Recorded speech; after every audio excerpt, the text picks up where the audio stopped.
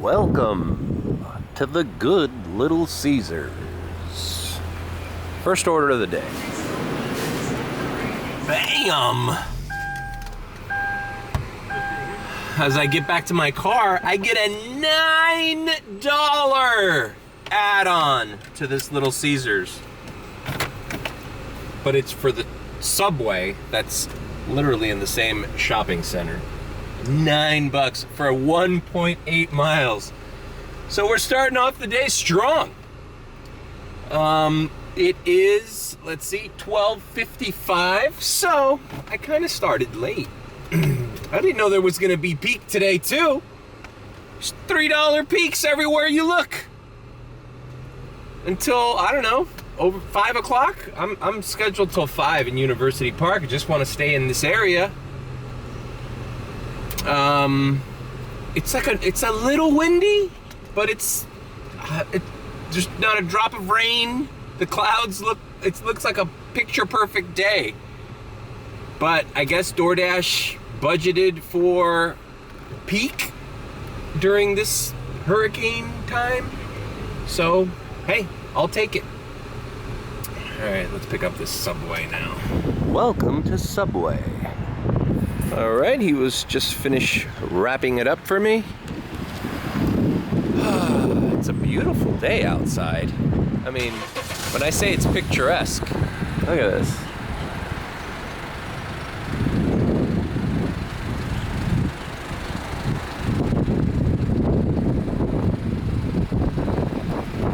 I'm gonna miss living near here. All right, a little side. This lady in front of me, poor lady. She's a nice car too. She said, "Sir, my car won't start." I'm like, "Oh, okay." So I took the time and I tried to start it. It looks like she has low battery. But I told her it's fine because there's an AutoZone right across the street. And I'm sure they would come across the street and help her replace it. But yeah, that sucks.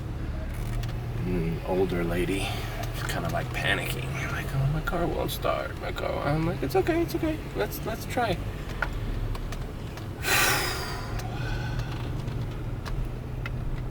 Man, that's a really nice car. I mean, it's a Corolla, but it's like, you know, really new Corolla. And those cars are really reliable. That's the kind of used car you would love to buy once that lady retires or no longer drives anymore, or, you know, moves on. You want a recent car owned by a lady who, you know, drove it from her house to Publix for 5 years. If that. All right, what was I talking about? Oh yeah, I'm gonna miss this area. My Dollar General, my Publix, my barber shop, even though I don't go there too much, my farm stores.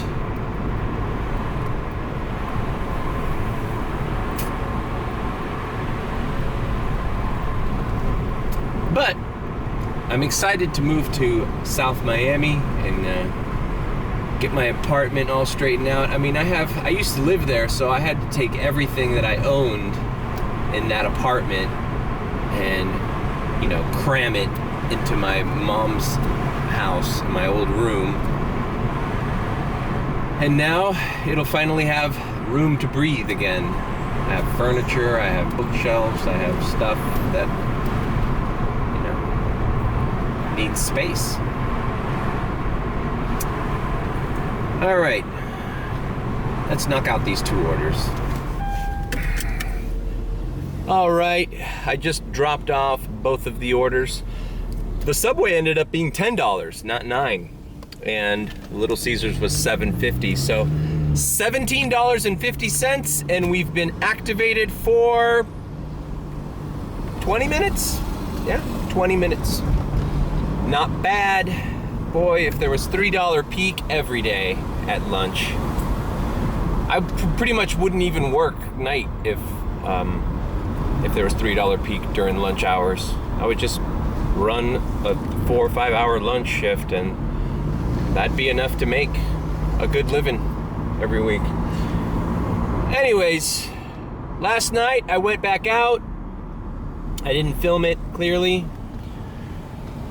I got out kind of late, like 8:30, 9, because there was a peak starting at 10, something like 10 to 12.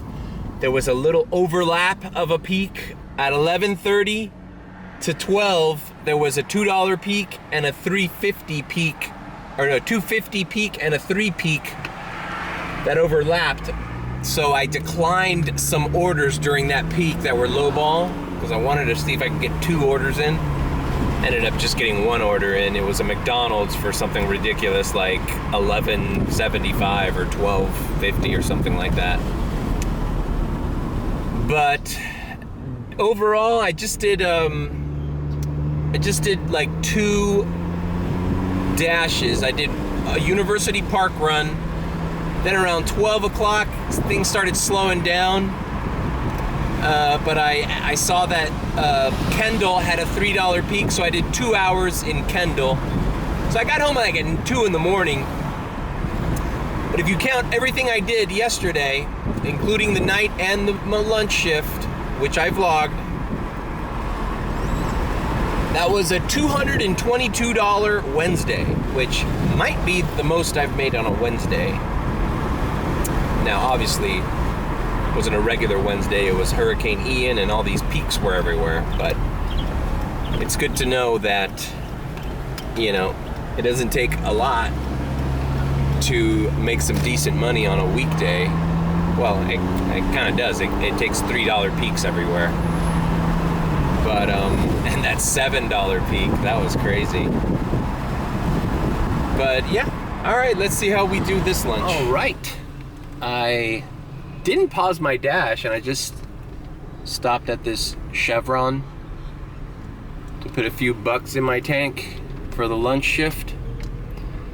And I got a Pizza Hut order, and the Pizza Hut is literally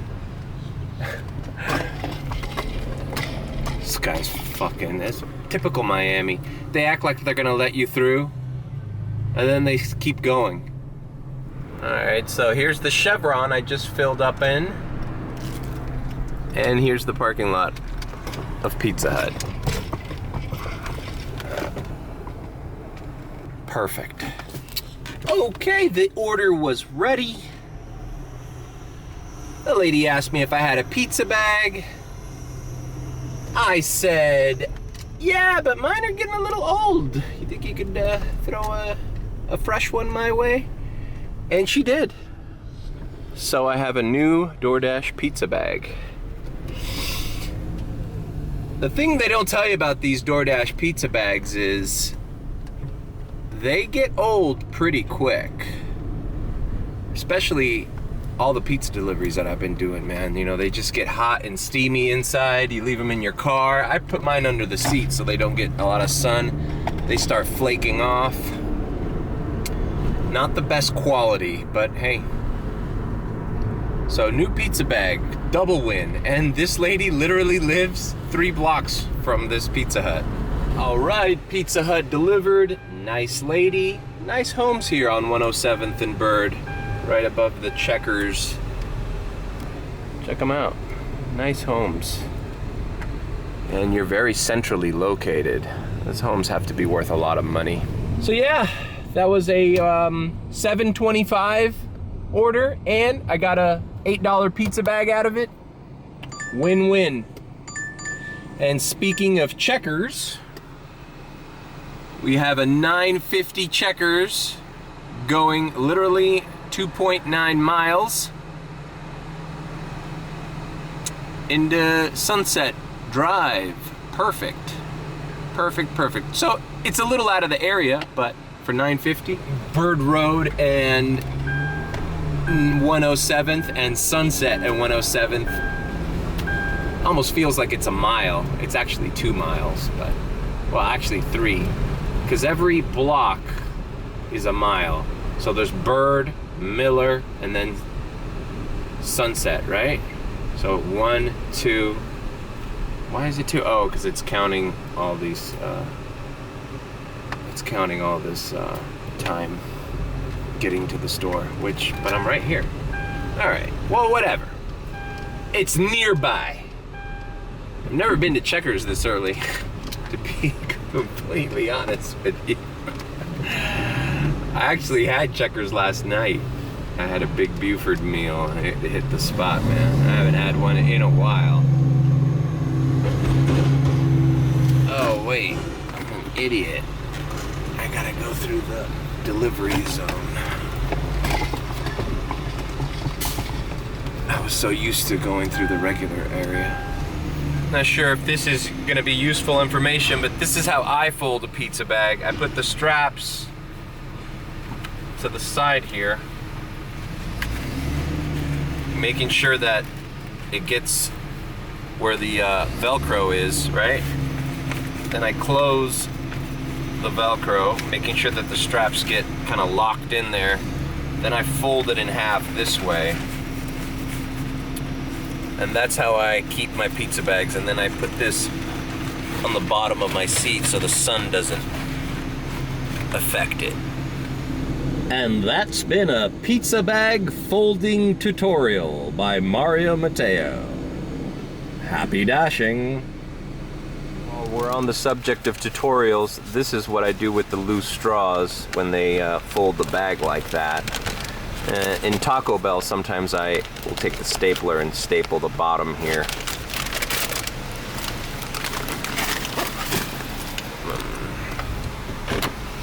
All right, all set to go.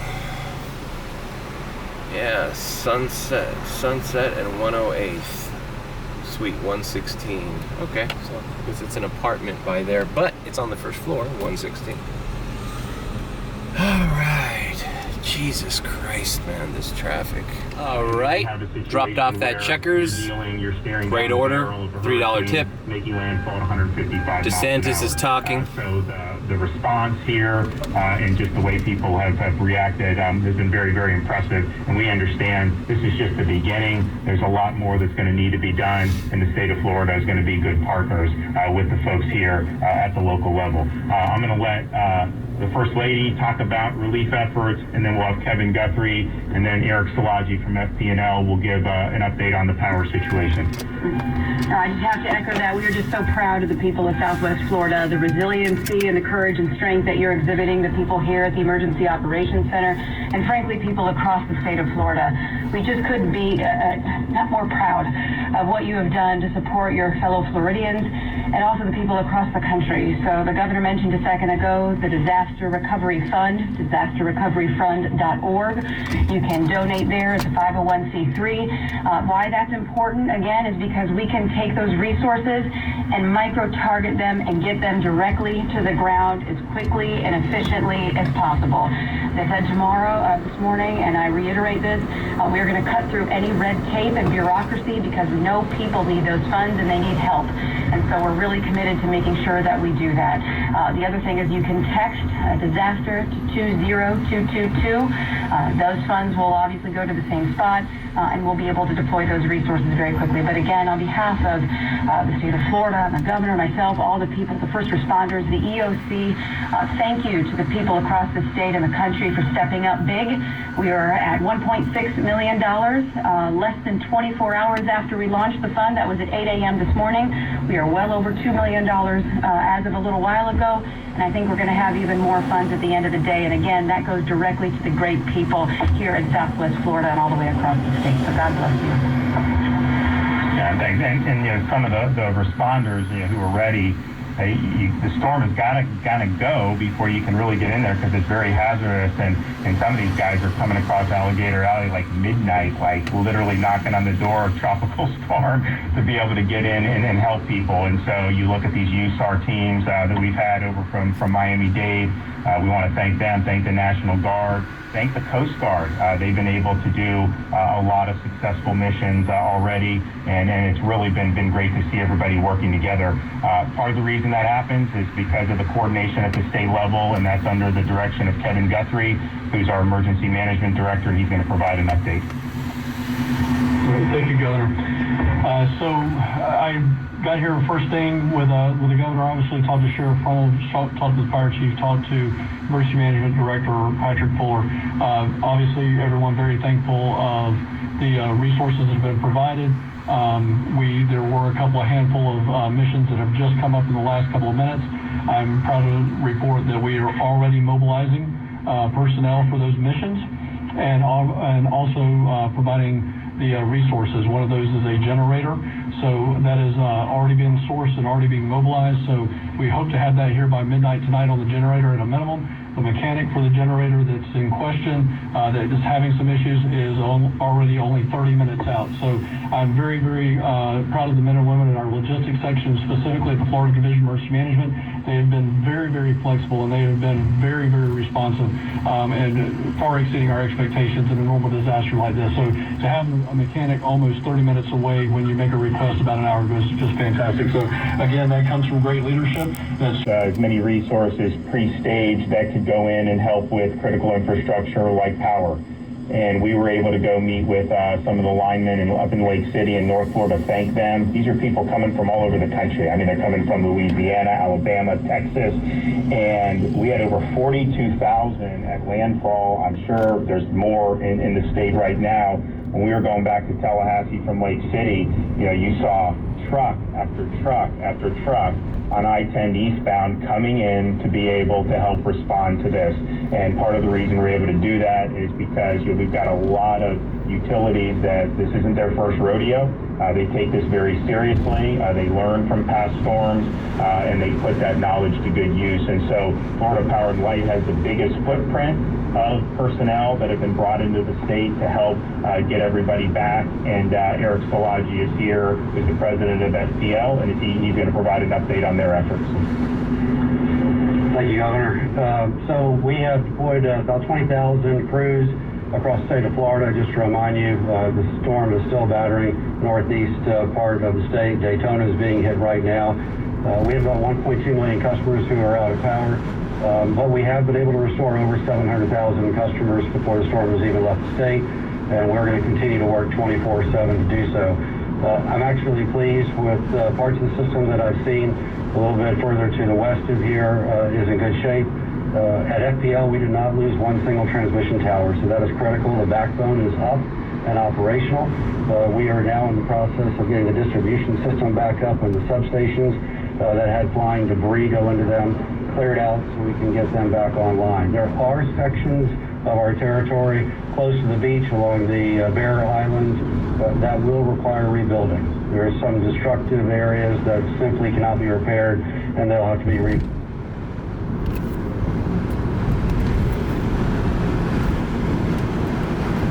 But the 20,000 plus men and women who are already here are staging and getting out in the field currently. They will work 24/7 until we get the lights back on. Again, as the governor said, not our first rodeo, but every storm is also different and always poses different challenges. But appreciate all the support from the state. Governor, thank you. From local law enforcement as well, National Guard. This is a team sport and a team effort, and we're going to all work together until we get Florida back up on its feet and where we all want to be. Thank you. And when when FDL and the other companies have crews in, the extent to which that infrastructure has remained is just critical, because it's a lot easier for them to reconnect an existing system than to have to rebuild it. So to see some of that was able to withstand is encouraging. It's also just a testament. I mean, some of these folks put money into the resilience of the infrastructure, and this is like the ultimate test.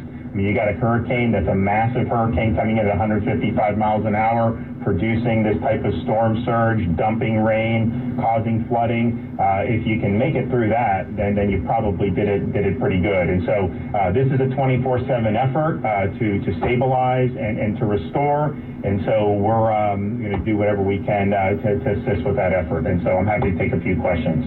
Governor, in our area of Sanibel Island, Fort Myers Beach, the images are devastating. And we know that from our local agencies that there have been confirmed deaths. We don't know exactly how many. What have you heard from the local agencies about the scope of the tragedy in that sense? Well, Sanibel is destruction. This is, I mean, for those of you who haven't been, it's a beautiful place, really neat community, and it got hit with really biblical storm surge, and it washed away roads, it washed away structures that were not new and could withstand that. There have been a number of people that have been identified and brought off the island safely, and those efforts are ongoing. Not only with the Coast Guard has been involved with that, our USAR teams, and as well as local law enforcement.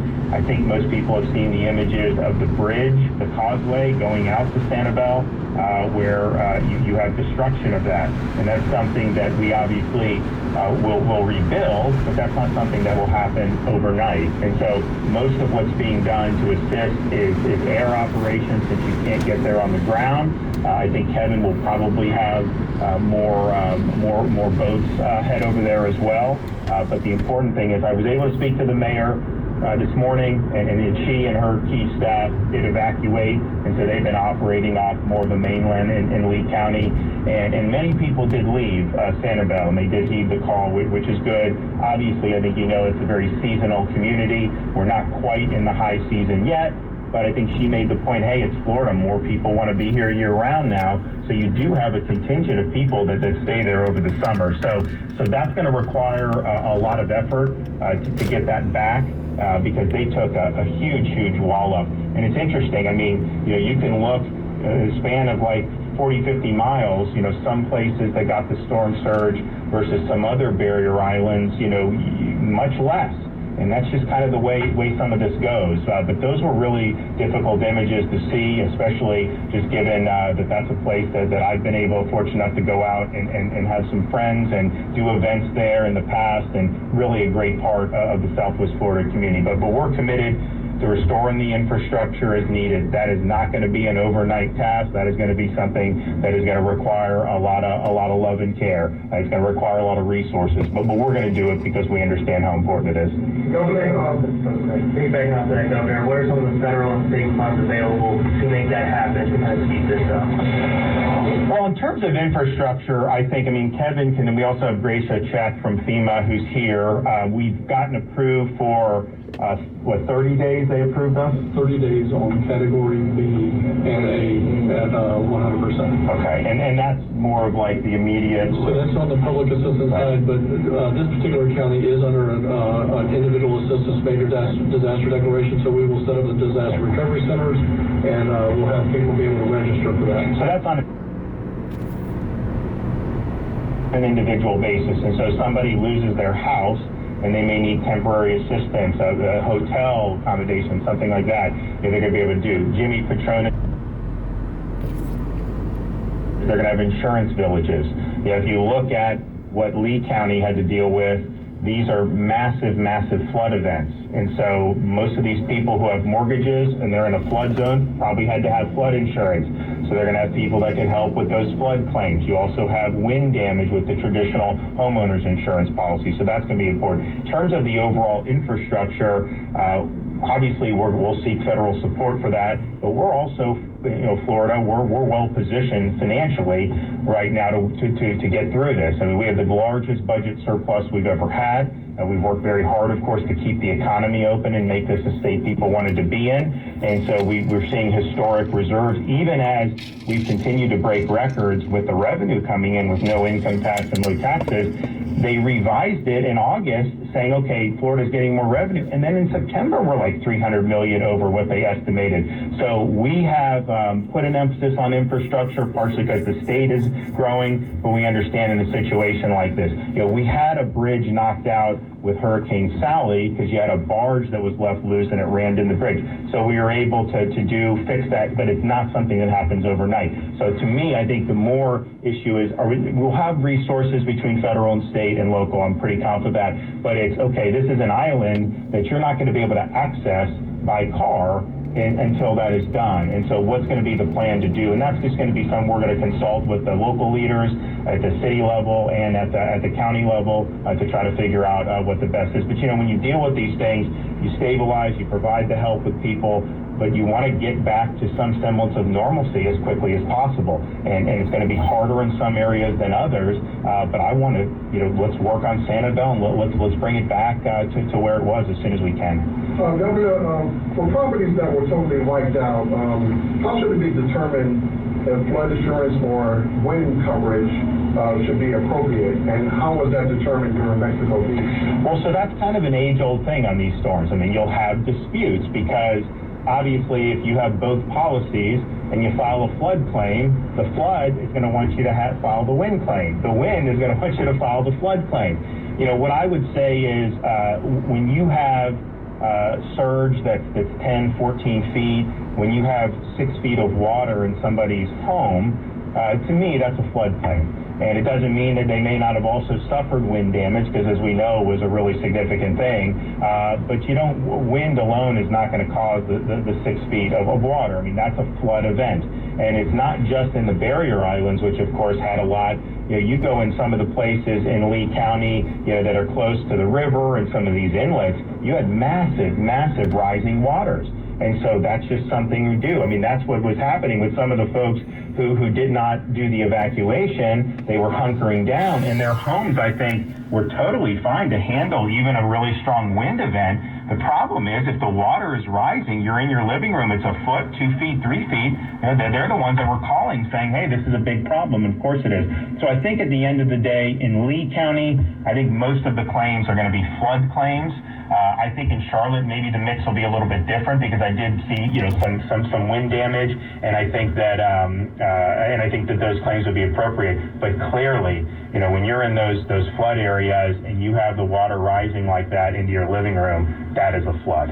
Governor, speaking with people today about the insurance, they worry, sometimes, the insurance companies will shuffle their feet on a normal stance, on a normal situation. Now we have this where everyone's going to be flooding the insurance company. What's your message to those people who might be worried that the insurance company might not be acting fast enough? Well, Jimmy, where's Jimmy at? Yeah, so and I'll let him say, but part of the disaster recovery are these insurance villages. He's done a great job of leading. He's getting the carriers all together. They're going to have a footprint in all these affected counties. People are going to be able to go and they're going to file claims. There's already been things done with our insurance regulation agency. Go back 10 days, none of those cancellations are valid, and you can't cancel going forward for another couple of months. So there's already actions being taken. But I'll let Jimmy come up and do that. And look, at the end of the day, we've had a lot of issues with property insurance, but a lot of that is because of lawsuits and a lot of things that don't focus on the core business. This is the core business of paying these claims, and we understand that time is of the essence. Thanks, Governor. So we've got a preliminary site set up. We'll make sure it's coordinated with Kevin Guthrie's team in the county. But we'll probably pick a large spot. Initially, insurance carriers will come in. We'll probably have somewhere between 20 and 25 carriers go in. They'll probably set up in RVs, and they will start writing checks initially that will be living expenses. Go find a place to live, sustenance dollars. Then you'll be signed up where adjusters will come and inspect the damage. Now, here's the most important thing I need you to take away from this conversation is the predators that are going to come up, that are going to initially try to sign up construction management contracts, public adjusters. They're going to come in like a bunch of locusts, and they're going to try to hit the neighborhoods, and people are vulnerable right now. They're going to look for a solution, and their solution is always going to be important, but that solution is not going to be knocking on the door every time. If it sounds too good to be true, it is. So please, that first phone call that you're going to make needs to be to either your agent, your carrier, or to my office at 1-877 my FLCFO. If one of the first 3 phone calls you make in your house in order to get an insurance claim solved is to one of those 3, there's almost 0 chance you can be taken advantage of. But Panama City was my hometown. I lived through Hurricane Michael. We did 12 insurance villages there over a year sponsor. We're going to be here bringing the carriers back, and they will write checks on site, okay? But when you start complicating the claim because you've allowed predators to get involved with your claim, you're going to drag it out.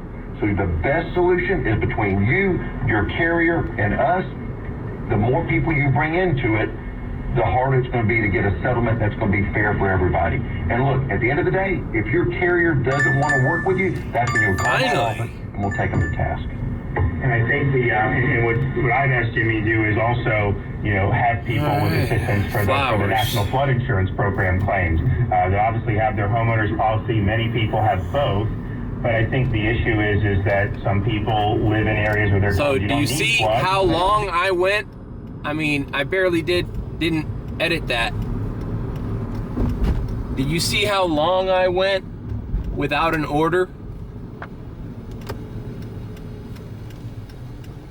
Fuck, this is a DashMart. Line. If you have 4 feet of water, you took pictures, bring that with you. If the water's gone down but you see where the line was, take pictures and document that so that you can go in, present it, and there's not going to be any questions. But Jimmy made a good point. You start signing up, some of these people will swoop in and they'll want you to This sign is it. a DashMart flower delivery. Press conference is still going on. I don't know how much of that I'm going to leave in there, but I kind of want to leave it just to show people how long you can go in University Park or any of these zones in South Florida without an offer, not without a good order coming through. Decline. No, without an offer. Dude, that was almost like 15 minutes, 20 minutes. My Checkers order, the one I just delivered, I got at 1:37 p.m. is when I got the text message. This flower order came in at 2:12 p.m. Do the math. All right, I am here at the DashMart. It's a dozen roses, the delivery. The DashMart here in Miami is, you got to look for this sign, Heaven Cycle, because the DashMart does not have any signage or anything. I mean, the door does, but it's easy to miss. All right, a couple notes on this order, because I have never delivered flowers through DoorDash. I was looking for a flower shop, but apparently I guess the DashMart is taking care of flowers. That's a great business for DoorDash to be in. I think that's very smart. Back in the day, I used to spend a ton on 1-800-Flowers, and it was always a pain in the ass. You had to do it by phone. It's just sometimes they were out of the shit. So that's a great business for them to get into. This order is going a little far, not too far. It's by the airport. I'm technically not gonna be, I might be like a block or two away from University Park Zone, but it's a $15.75 order. So consider this like a two orders in one. And it's just, you saw it, delivering a bouquet of roses. The only one thing that sucks is this is an apartment complex, 101-3, so it's on the first floor, but this is an apartment complex near the airport. Okay, so fucking piece of shit. All right, so my arrival time says 2:31. And since I know school is closed today as well, this order will be no problem. But best believe, if I get an order like this, well, maybe not for $15, but any regular order, I do not want to be caught by the airport during school zone time. So, I mean, I'm getting lucky here because this hurricane actually brought a lot of good luck to South Florida delivery drivers. Not only in the peak, but You know, children being off school really relieves the traffic around this time. Around this time, I'm already thinking about wrapping up my lunch shift. Obviously, I would have started earlier, but you know, it's good to have this. And it's a beautiful day out. Check out those clouds. Very beautiful roses as well, by the way. Your news starts now. Good afternoon, I'm Al Lewis. Operation Stormwatch coverage of Tropical Storm Ian continues. The governor giving an update. Give you the very latest in a moment. First, Reno Grant. Okay, I delivered those roses. And I put the screen grab of the tip breakdown. Mr. Juan J was very, very smart to tip me $9.50. Because as you can see, the DoorDash pay without a tip would have been $6.75. And I'll tell you right now, I would have not have driven this far for that money. And there's a peak, you know? So let that be a lesson to all those. And you know what? I'm glad to do it. I'm glad you're in love. The young lady who lives in this apartment was very, you know, very happy to receive those flowers.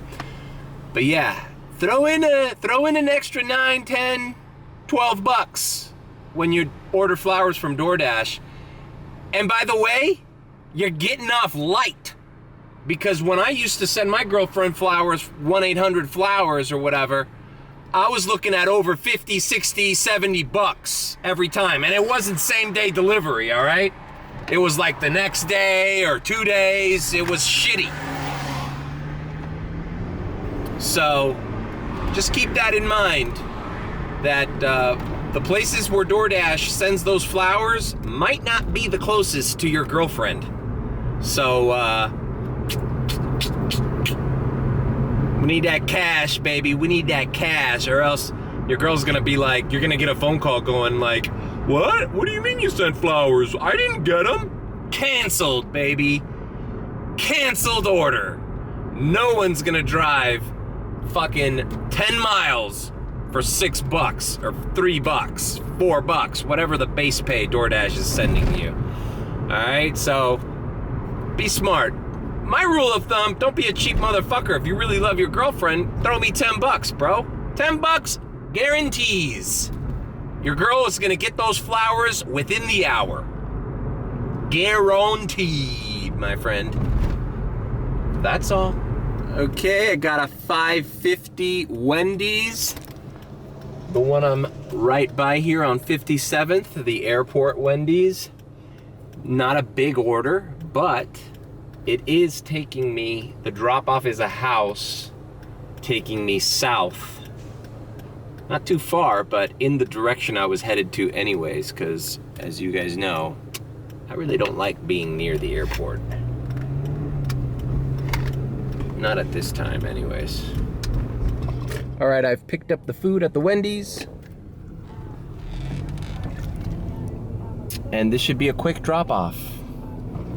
And actually, this customer lives a little too close to this Wendy's, so I've gone ahead and I've paused deliveries after this order, just so I can move a little south and get away from this airport zone. I just don't want to start declining airport orders. And the other thing is I'm at 73%. So, and there's today and tomorrow left in the month. So, you know, kind of time to start doing the last 2 days of the month, kind of time to start doing those little tricks of pausing your dash and putting yourself in a position to decline less if you want to keep top dasher. If you don't, hey, God bless you. I'm glad you don't have to be top dasher in your area. But in this area, you do. At least in my experience. Okay, I'm by 67th and Coral Way. I'm reactivated, but I haven't received any orders yet. I'm gonna sign off. It's 3 o'clock. And gonna end my dash. Look at the map. Okay, it's all grayed out. Even South Miami's grayed out. Kendall's grayed out. No sense in driving around wasting miles and gas. So I'm gonna call this a quick lunch shift done. And come out tomorrow, tonight. All right, thanks for joining me on this vlog. Take care.